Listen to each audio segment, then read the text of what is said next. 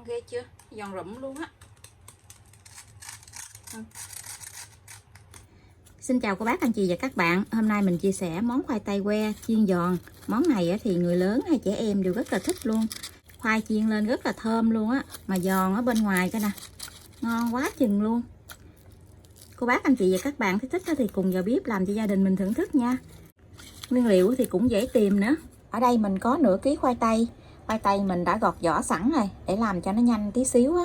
Mình cắt ra từng miếng nhỏ như vậy luôn, đặng hồi mình đi hấp.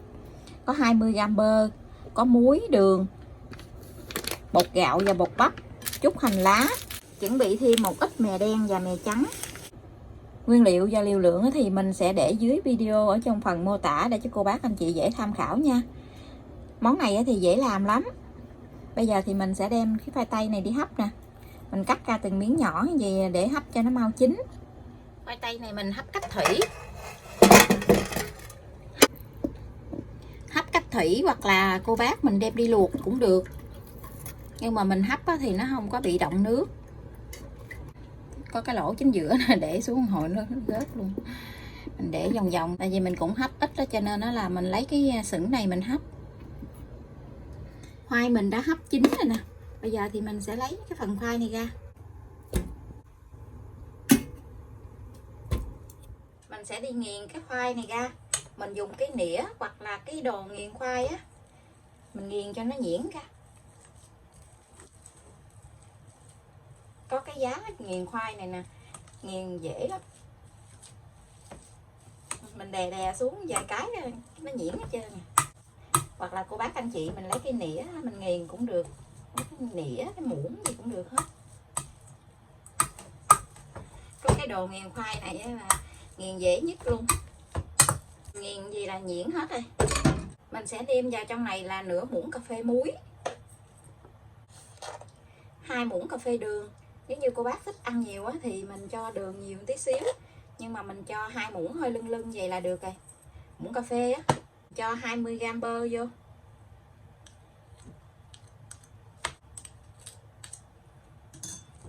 Mình trộn tất cả cái phần này lại. Bơ mình để vô trong này á, cái khoai nó nóng cái nó chảy ra liền.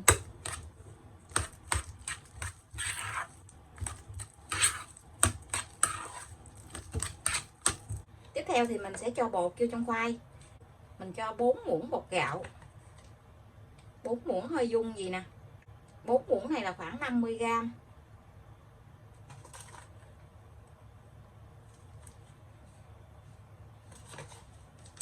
Mình cho thêm là 5 muỗng bột bắp.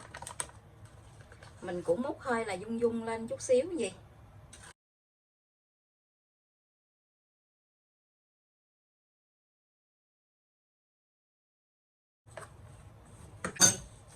Mình dùng tay mình nhồi hết cái phần bột với lại khoai này lại.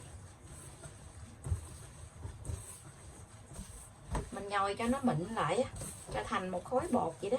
Nếu như cô bác thấy cái khoai của mình nó nhão thì mình cho thêm bột bắp vô. Cho thêm bột bắp á, chứ đừng để cho bột gạo nha. Để bột gạo nhiều quá thì cái bánh của mình nó bị cứng á. Bột của mình để gì là nó vừa nè, nó dẻo á. Nếu như cô bác anh chị mình ăn nhiều á thì mình làm nhiều khoai lên, thì mình cứ cho bột gạo với lại bột bắp vô cho mình nhồi cho nó vừa tay thôi. Bột bắp á, thì mình làm cho nó nhiều hơn bột gạo, thì mình cứ cho là 10 phần bột bắp á, thì 8 phần bột gạo.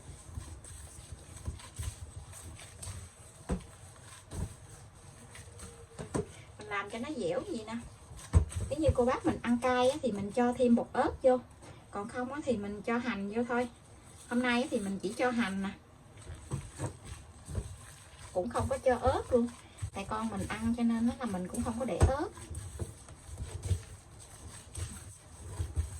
Mình trộn lại, mình nhồi lại cho nó thành một khối mịn, là nó mềm dẻo gì, nó rất là dẻo luôn, nó không có bị khô hay là nhão gì hết. Nếu như nhão thì mình cho thêm bột bắp vô. Mình cho khoai này vào trong cái bọc nha. Mình lấy cái bọc đó mình để cái khoai này vô đặng mình dễ cán, mình dễ ép nó xuống.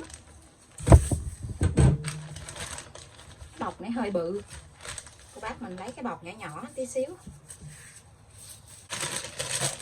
mình cho vào trong cái bọc gì hoặc là cái màng bọc thực phẩm cũng được. Mình đè mình ép nó xuống, mình ép cho nó mỏng chút xíu, khoảng chừng nửa lóng tay vậy đó,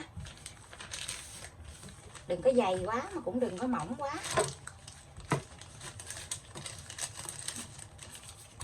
Cái độ dày nó như vậy nè, khoảng nửa lóng tay của mình thôi.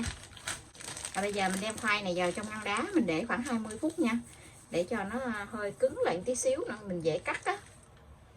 Mình đã để cái phần khoai tây này ở trong tủ lạnh nè, bây giờ thì mình sẽ lấy ra, mình cho mè lên rồi mình đem đi chiên nha.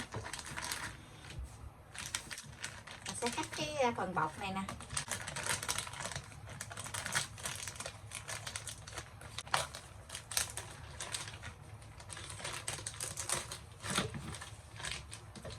Mình sẽ cho mè lên trên khoai tây, mè đen với lại mè trắng mình đem đi rang lên cho nó thơm. Mình cho nhiều nhiều mè tí xíu nữa mình chiên lên á, cái khoai tây nó thơm ngon lắm.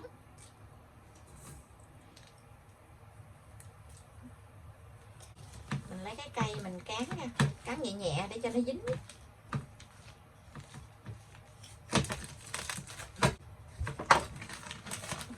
Mình lật lại, mình cho mè lên bên này nữa.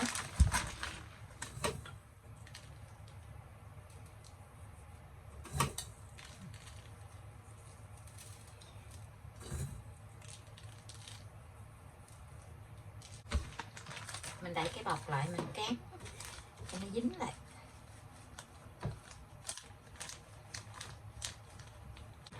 Vậy nó dính lại vậy là được rồi. Rồi mình cắt ra.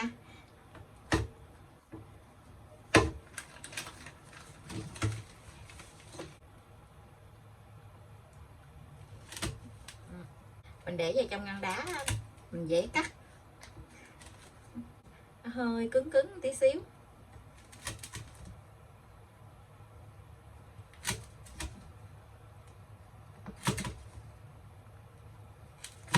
Món này mấy bữa nay hot dữ lắm luôn á. Mình lướt điện thoại mình thấy ở đâu cũng có khoai tây que.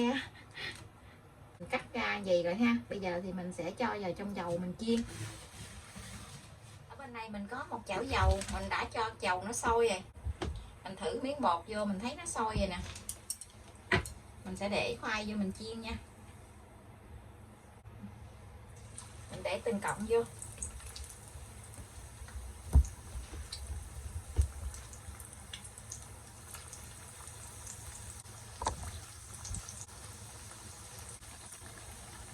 Lấy đũa mình đẩy đẩy gì nè. Mình có để bơ cho nên nó rất là thơm luôn. Khi mà cái khoai nó xe lại thì mình lấy cái đũa mình đảo tới đảo lui gì để cho nó vàng đều hết mấy mặt luôn á. Nó nở phồng lên coi nè, nhìn ngon quá chừng luôn á.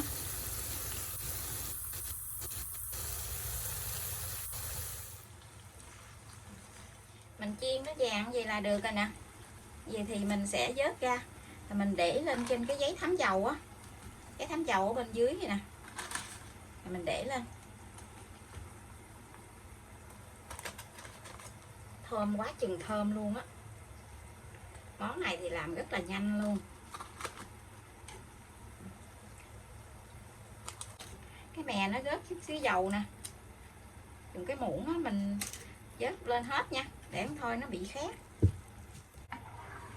Mình lấy cái muỗng dày gì nè, mình vớt cái mè này hết luôn. Tiếp tục thì mình sẽ chiên hết cái phần còn lại.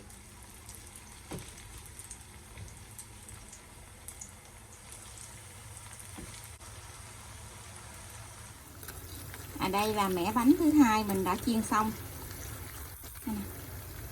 giòn rụm luôn á, ngon quá chừng luôn. Có 500g khoai tây thôi mà mình làm ra được bao nhiêu nè, quá chừng nhiều luôn á.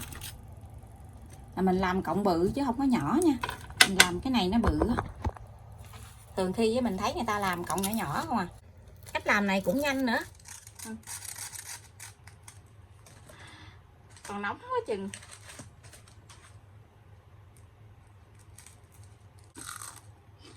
Ngon quá.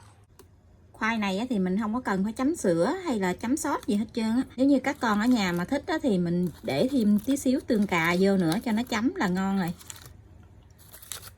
Bây giờ thì mình xin chào tạm biệt. Hẹn cô bác, anh chị và các bạn lại video tiếp theo. Cảm ơn cô bác, anh chị và các bạn đã xem video của mình. Xin chào và hẹn gặp lại.